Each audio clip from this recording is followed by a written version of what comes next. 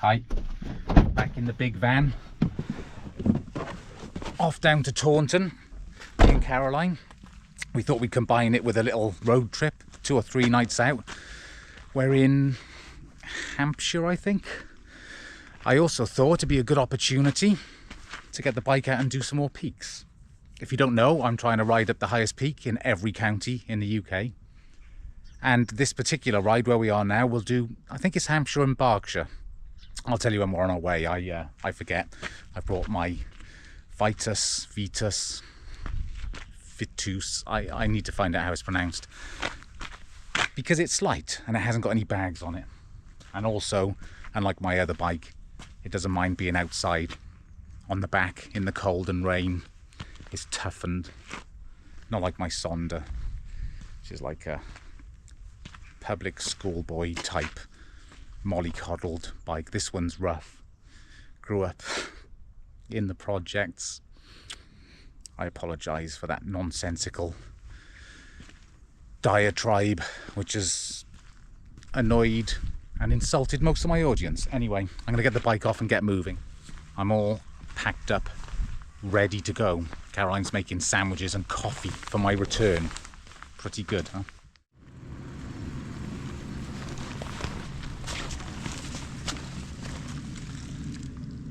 Is that creepy or what?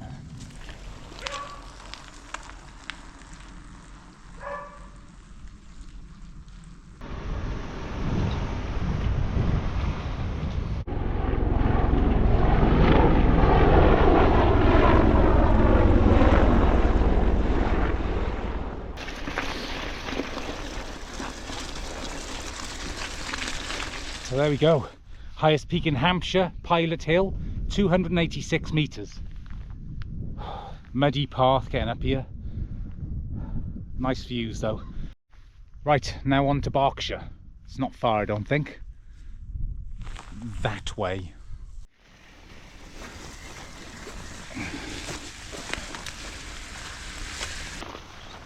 Why didn't I decide to do this challenge in the summer or the spring?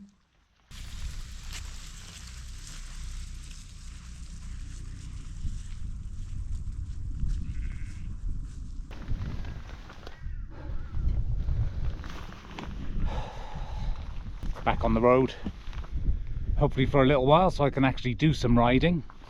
I've got to say, last time, if you did watch my last peak video, you'll see that I broke the shifter. Well, I ordered a new one. It was only about 40 quid and I fitted that, so it works. I did get in touch with Box 4 or sent them a message, but I didn't hear from them. So I think it is a common problem with their shifters, so I've discovered when you do some research online.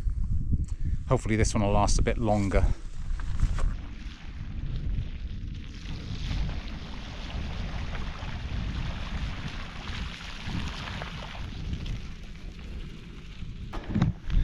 Might as well give the bike a quick wash.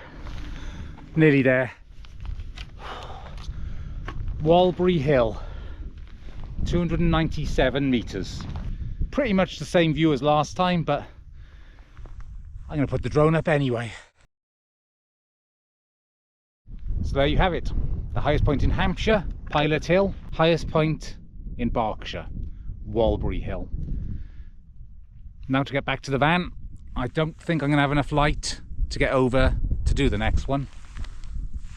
And I want to try and make some ground to Taunton.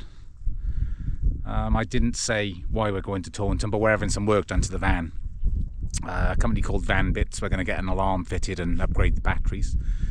If you stick around in this video, I'll show it to you once it's done.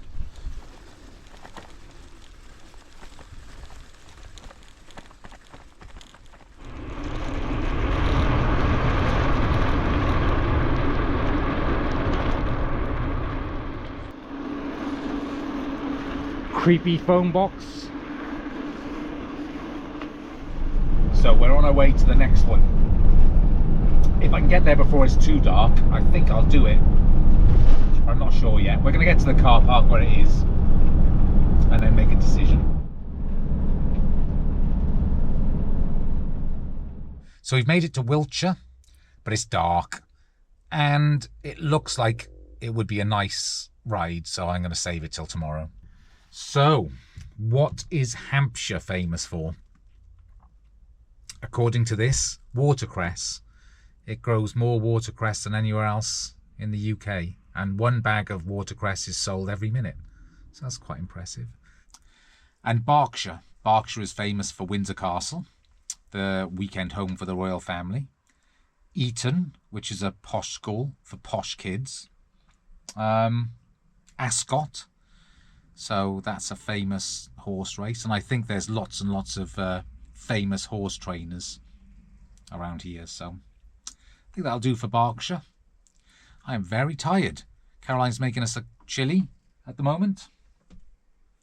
So we're going to have that and then probably just watch something, YouTube, obviously. What else is there? And then, yeah, in the morning I'll get up and ride up, I don't know which way it is, the highest peak in Wiltshire. There's a famous horse that's carved into a hillside here, and we're not far from it, so I'm going to go and find that as well. But there you go. I'll see you all in the morning. Good night. I'm going to say good night. Oh, sorry, good night. Morning. This is where we were last night. Didn't hear a thing. Lovely and quiet. Had the whole car park to ourselves. Mist is rolling in over there. Lovely morning. Really nice. This is a short little ride up to this peak now. So I'm going to get that done, then have a bit of breakfast.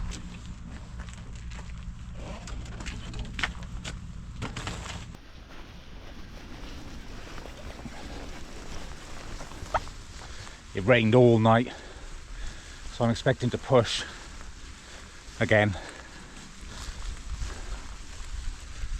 Seems good so far though.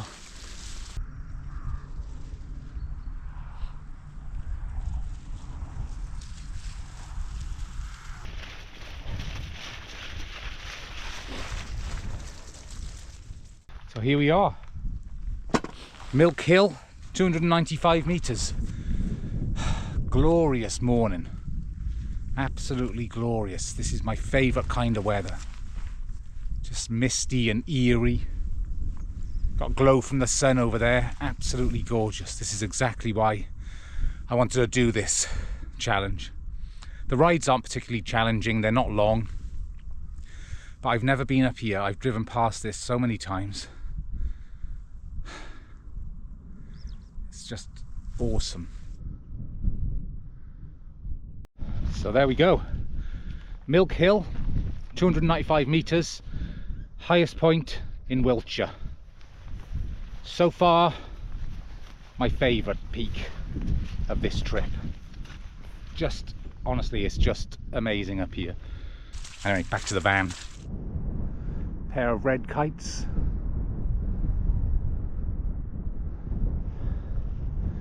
And I can see over there that white horse.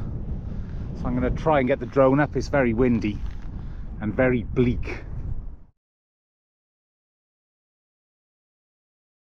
So that's one of a series of white horses carved in Wiltshire all over the place. That one was carved in 1812. They've been recarved many times by the sounds of things, but the originals were carved to commemorate battles and all sorts of things. So I don't know the exact reason. If you do, let me know in the comments. I would be interested. This is obviously the Milk Hill one.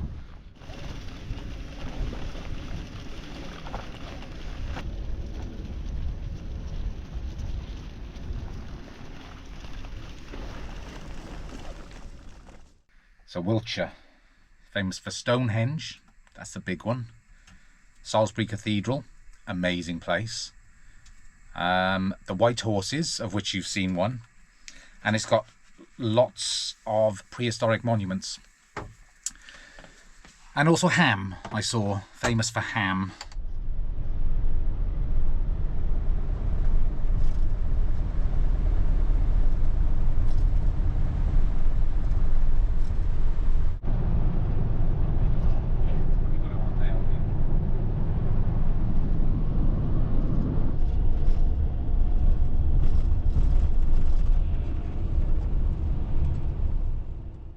Right, parked up in Broad Windsor. This is the last one for the day. the highest peak in Dorset this will be. Busy little place.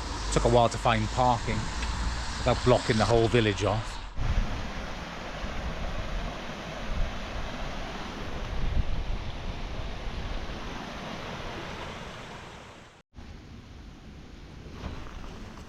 Soaked.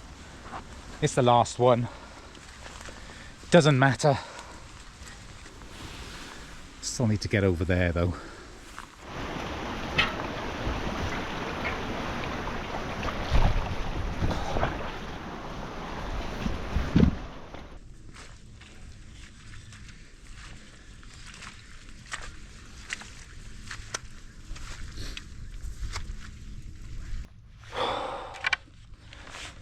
Halfway, I think. Oh, great, now we got cows.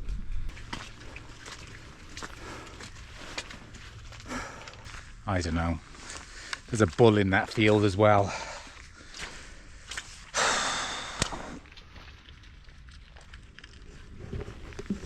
I'm not going through there. Not a chance. I'm going to get trampled or gored. I'm going to have to walk all the way back down. It's a failure.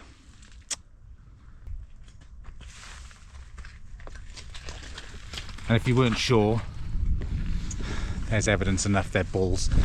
Nope, that's it. And there's no way round. I can't find anything. So it's only there. It's close. But nah, forget it. Next time. Before I forget, I'm going to do a bit of a shout out. One of my subscribers, Ron Sushanek. I hope that's how your name is pronounced, Ron. He did the GDMBR around about the same time as me. And he's just started putting out his videos. And the first one was excellent. So I'll put a link in the description below. And of course, because he's a subscriber, I'll do anything for him. I'd die for you, man. I take it back, I wouldn't die for you, Ron. I think I'd stub a toe for you though. Do you know, I get to a point, I know when I reach it, sort of tiredness, and I don't know what it is. I can hear myself and I'm just telling myself in my head to shut up, and I just don't listen. That's why I don't edit my own videos. Anyhow, sorry Ross. You have to pick through all this nonsense. But you did make this route. It's kind of payback.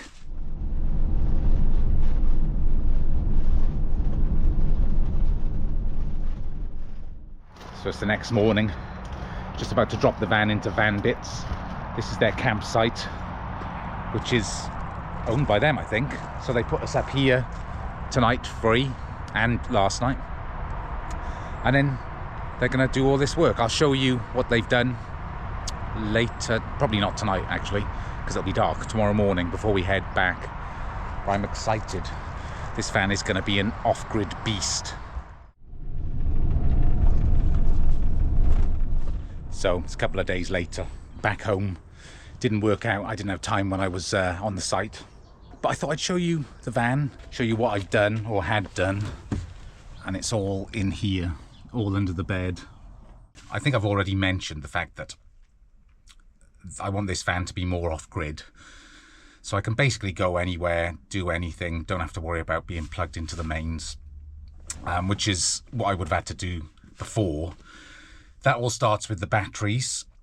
So you need battery capacity. So I have two 150 ampere hour Predator lithium batteries, so they're huge. The problem then comes with how do you keep them charged. So I already had a 100 watt solar panel. I've had another panel fitted, which is 175 watts. So now 275 watts total. That does help. It'll keep the batteries topped up, but you can't rely on it particularly in Britain. So you need another mechanism for charging. And the red thing at the back, the Sterling BB1270 DC to DC charger, will charge the battery when the vehicle is running.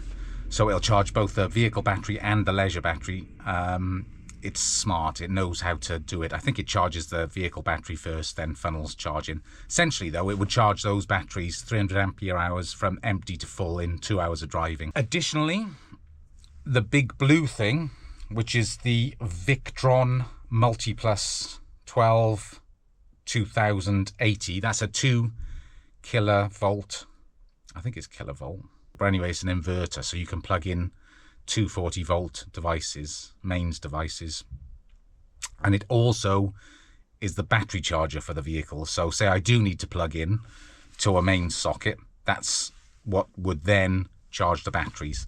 I've gone a bit overboard on that, I think, because I don't think I'm going to use it much, but whilst I was having all the work done, I decided to just fit the lot. I'm future-proof, basically. So that's basically what that's all about. It just means that complete independence in this van.